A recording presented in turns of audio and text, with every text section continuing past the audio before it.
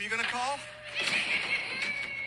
Someone else. Here are some things you may or may not know about the movie Casper. The 1995 supernatural comedy drama was directed by Brad Silberling in his directorial debut, based on the Harvey Comics cartoon character Casper the Friendly Ghost. Casper is the first feature-length film to feature a fully CGI lead character. Yes, Christina Ricci and Bill Pullman get first billing. However, he is the title character. Even for being 30 years old, the CGI holds up pretty well. It's still really fun. Considering that Casper and his uncles are supposed to be see-through, it was a difficult effect to create at the time. It took them 2 years to finish all the CGI. The effects were said to require the equivalent of 19 million floppy disks to create. Now, for those Gen Z, a floppy disk is the square. This breakfast scene was the first one they animated. And you can tell because they're much more solid than they appear as the film goes on. Also, the food Casper serves them is all CGI too. All of these effects have come a long way. Now we can put an actor in a blue suit and a computer can pick up their movements. And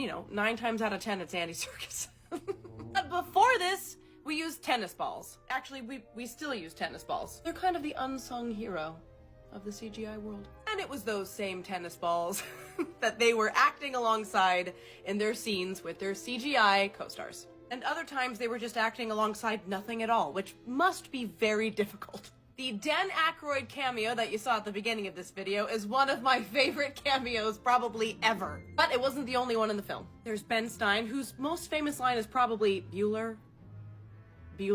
And then, of course, when Bill Pullman's character is looking at himself in the mirror, we got a couple legends here. We got Mel Gibson, we got Rodney Dangerfield, and then, of course, Clint Eastwood. Christina Ricci is the reason why Devon Sawa was cast as the real-life Casper. The director wanted them to have chemistry, and when he went in for a screen test with her, she got all giggly and started blushing, and he's like, "We found him."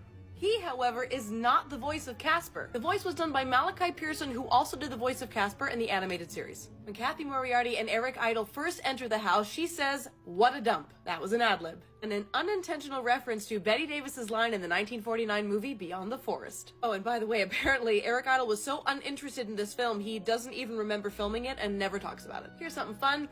When he leaves her room, that little trip he does was not scripted, he just went with it. The set used for the mansion was also used for a music video. The Backstreet Boys, everybody, yeah. J.J. Abrams did some uncredited rewrites for Casper. Well, Steven Spielberg's production company, Amblin Entertainment, was one of the producers, which means he was working with Steven Spielberg. Because he was working with Steven Spielberg, that got him on Tom Cruise's radar, which got him working on the Mission Impossible series. Who'da thunk? What's your favorite part of this film, and what should I do next? Like and follow for more.